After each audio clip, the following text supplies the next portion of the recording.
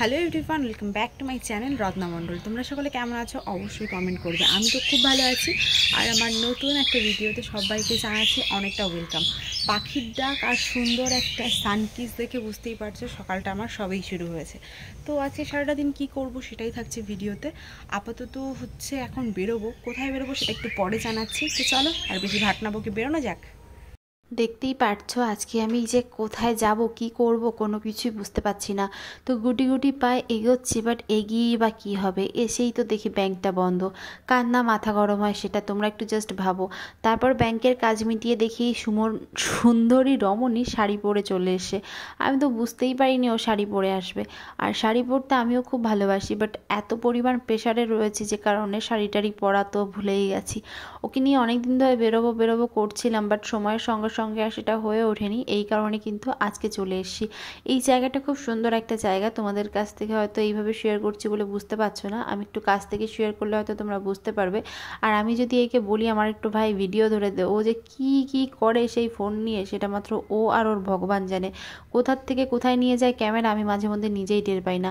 আর আমি ওর ভিডিওটা ধরে দিয়েছি, একটু জাস্ট দেখো। সবাই হচ্ছে তাকিয়ে থাকার মতন একটা ভিডিও, মানে মানুষজন তাকিয়ে থাকবে আমার এই ক্লিপটা দেখে। বাট ওর আজকে যে লোকেশনটা আমি এসেছি, এই লোকেশনটার যে কি নাম সেটা আমি নিজেও জানি না। কিন্তু এখানে না আমি একদিন এসেছিলাম, এসে খুব সুন্দর ফটো তুলেছিলাম, বাট কার সঙ্গে এসেছি সেটা আমি কোনোভাবে হচ্ছে রিমেম্বার করতে পারছি না, মানে মনেই করতে পারছি না যে আমি এখানে এসেছি কার সঙ্গে। বাট এখানে এসে খুব সুন্দর ভিডিও করেছিলাম, এখানে ছিলাম, খুব সুন্দর করে ঘুরেছি। বাট কার সঙ্গে ঘুরেছি, একটা বান্ধবীর সঙ্গে এসেছি, বাট কোনোভাবে আমি মনে করতে পারছি না যে সে কে ছিল, কাকে নিয়ে এসেছিলাম, মানে কী বৃত্তান্ত। কোনোভাবে কোনো কিছু, মানে আমার রিমেম্বার মাথা নষ্ট হয়ে গেছে, কোনো রকমভাবে কিছু জানতে পারছি না। এখানে এসে বসেছিলাম, খুব সুন্দর করে ভিডিও করেছিলাম, জাস্ট অসাধারণ ভিউজ ছিল। এখনও ভালো, বাট আমি কোনোভাবে মনে করতে পারছি না। তো যাই হোক, চলো তোমাদের সঙ্গে জায়গাটা শেয়ার করি আর জায়গাটা দেখো। এই জায়গাটা কিন্তু আমার খুব পছন্দের একটা জায়গা, আমি তোমাদের সঙ্গে সেটা আগেই শেয়ার করে দিয়েছি। বাট আমি এখানে এসে না একদিন খুব পরিমাণ ফটো তুলেছিলাম, অনেক সুন্দর ভিডিও শ্যুট করেছিলাম। বাট আমি একটা জিনিস কোনোভাবেই দুয়ে চার করতে পারছিলাম না, আমি এখানে এসেছিলাম বাট কার সঙ্গে। আমি যে এখানে এসে ভিডিও করেছিলাম সেটা কে ছিল, কার সঙ্গে ভিডিও করেছিলাম কোনোভাবে আমি মনে করতে পারছি না। আর এখানটাই ছাগল ছানাটাকে আমি বলছি আমার কাছে আয়, আমি তোকে মারবো না, আমি তোকে খেয়ে ফেলবো না, আমার কাছে আয়, তোকে একটু চটকাবো। মানে আমি কত করে ওর কাছে রিকোয়েস্ট করলাম, আসতে বললাম, কোনোভাবেও আসলো না। কি আর করার, যখন আসলো না তখন আর কোনো রকম বাধা ছড়া তো যাবে না, কোনো কিছু করতেও পারবো না। তাই ভাবলাম ওর পিছনে না লেগে আমি একটু সুন্দর করে ভিডিও করি।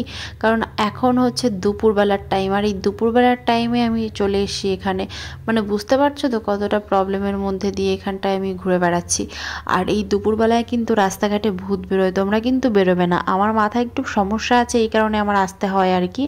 কারণ আমি প্রচণ্ড পরিমাণ ফটো তোলা ভিডিও করাতে অ্যাক্টিভ। মানে আমার আর কিছু হোক না হোক, এই ফটো তোলা যদি আমাকে দেওয়া হয় আমি সারাদিন না খেয়েও কাটিয়ে দিতে পারবো, কারণ আমি ফটো তুলতে এতটা ভালোবাসি। সেই কারণে কিছু করার নেই, এরকম তো আমার করতেই হবে। বাট প্লেসটা কিন্তু সত্যি খুব ভালো ছিল। এখানে অনেক দূর দিগন্ত থেকে একটা জিনিসই দেখতে পারবে, মানে সব দিকটায় চারিদিকটায় শুধু ধুধু মাঠ মাঠ আর মাঠ, মাঠ ছাড়া কিন্তু কোনো কিছুই নেই। আর এত সুন্দর একটা প্রাকৃতিক পরিবেশে খালি পায়ে হেঁটে, মানে জাস্ট অসাধারণ, মানে তোমাদের বলে বোঝাতে পারছি না কতটা পরিমাণ আনন্দ সুখ আমি উপভোগ করছিলাম। খালি পায়ে হাঁটতে আমি বেসিক্যালি অনেকটা ভালোবাসি। আর এদিকে এত সুন্দর রোদ্রের তাপ দিচ্ছিল, আমি এখানটায় জাস্ট বসে বসে সানকিস খাচ্ছিলাম, কারণ এত সুন্দর সূর্যের আলো কি বলবো। আর এখানে অনেক বড় একটা গাছ ছিল, এই গাছটা হচ্ছে তুলো গাছ। তো এই গাছ থেকে কিন্তু তুলো হয়, সেই তুলোতেই বালিশ হয়, লেপ হয়, কম্বল হয়। আর সেই বালিশেই কিন্তু আমরা মাথা দিই। যেমন শিমুল গাছ, আমি শিমুল গাছের কথা বলছি, তো এটা হচ্ছে সেই শিমুল গাছ। তো এই গাছের পাতা দিয়ে কিন্তু অনেক কিছুই হয়। তো আমি গাছটার ফটো তোলার জন্য মানে ফটো তুলেছি, খুব সুন্দর হয়েছে ফটোগুলো, শেয়ার করেই দেবো ফেসবুকে, তোমরা দেখতেই পারবে। আর আমি হচ্ছে এখন টুকটুক করে গান গেতে গেতে একা একা যাচ্ছি। এত সুন্দর প্রাকৃতিকের মধ্যে মানে এত সুন্দর জায়গায় একা ঘোরার মজাটাই কিন্তু আলাদা।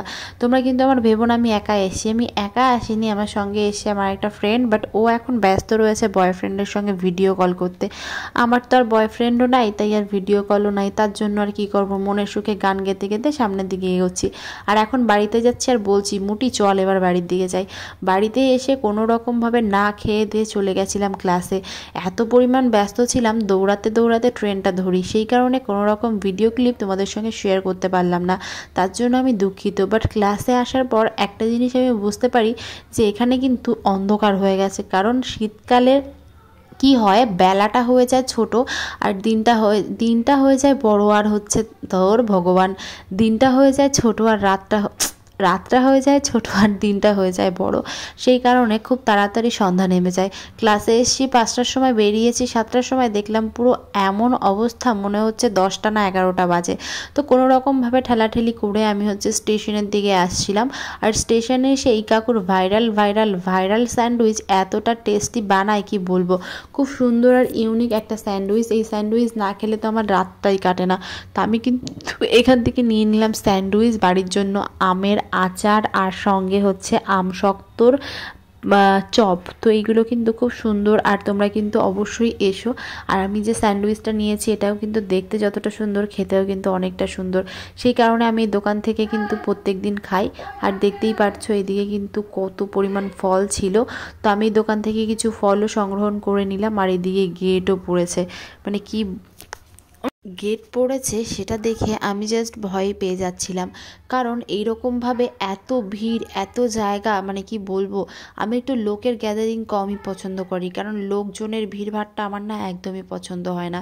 তো গোবরডাঙ্গা তো দেখতেই পেলে কি পরিমাণ ভিড় ছিল। এবার আমার ট্রেনে ওঠা পালা। ট্রেনে যা ভিড় দেখলাম এতে কি আমি আদৌ উঠতে পারবো সেটাই হচ্ছে এখন চাপের বিষয় হয়ে দাঁড়িয়েছে। দেখা যাক আমি আদৌ ট্রেনে উঠতে পারি কি পারি না। আসলে যেখানেই থাকি না কেন ঠাকুরনগরে আসলে না আলাদা লেভেলের একটা ভালোবাসা জন্মায়। ঠাকুরনগরে আসলে আলাদা লেভেলের একটা বুকের মধ্যে চিরিক দেয় যে না আমি ঠাকুরনগরে চলে এসেছি, কারণ আমি ঠাকুরনগরকে অনেক ভালোবাসি। কেমন লাগলো ভিডিও কমেন্ট করো।